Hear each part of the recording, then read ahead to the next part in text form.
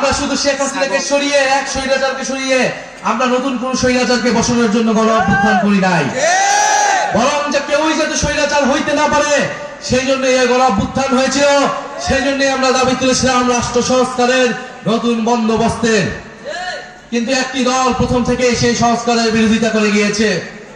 তারা ফ্যাসিবাদী আমলে 31 দফা দিয়ে রাষ্ট্র সংস্কারের প্রতিশ্রুতি দিয়েছিল জনগণের কাছে, কিন্তু 5ই আগস্টের পরে দেখলাম তাদের সেই প্রতিশ্রুতি নাই, বরং তারা জাতির সাথে প্রতারণা করে সকল সংস্কারের বিরুদ্ধে নোট অফ ডিসেন্ট দিয়েছে।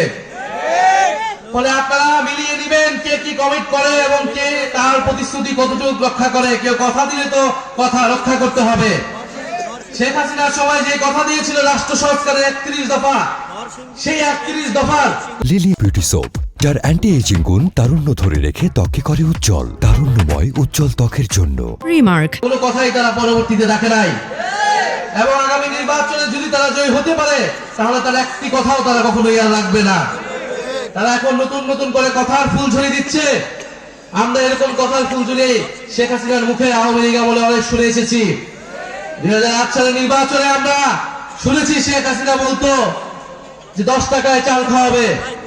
বাংলাদেশের মানুষের ভাগ্য হয় না এই 10 টাকার চাল খাওয়ার, কিন্তু বাংলাদেশের মানুষের ভাগ্য দুর্ভাগ্য হয়েছে যে দেশের শত শত কোটি কোটি টাকা লুটপাট হয়ে গিয়েছে, এদেশের মানুষের গুম খুন হয়েছে, মানুষের কোনো মৌলিক অধিকার ছিল না।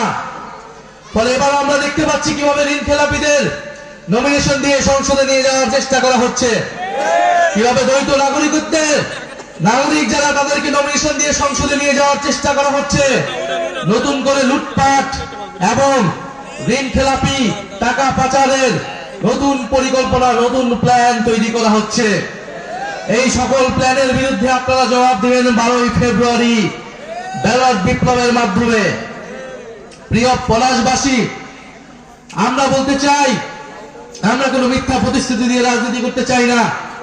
দেশে অর্থনীতি ভেঙে পড়েছে, এই অর্থনীতিকে আবার চাঙ্গা করতে হলে মানুষকে ঐক্যবদ্ধভাবে কাজ করতে হবে।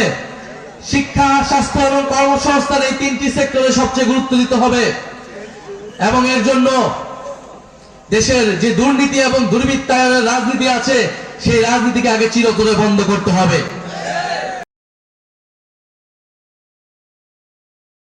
লিলি বিউটি সোপ, যার অ্যান্টি এজিং গুণ তারুণ্য ধরে রেখে ত্বকে করে উজ্জ্বল, তারুণ্যময় উজ্জ্বল ত্বকের জন্য। রিমার্ক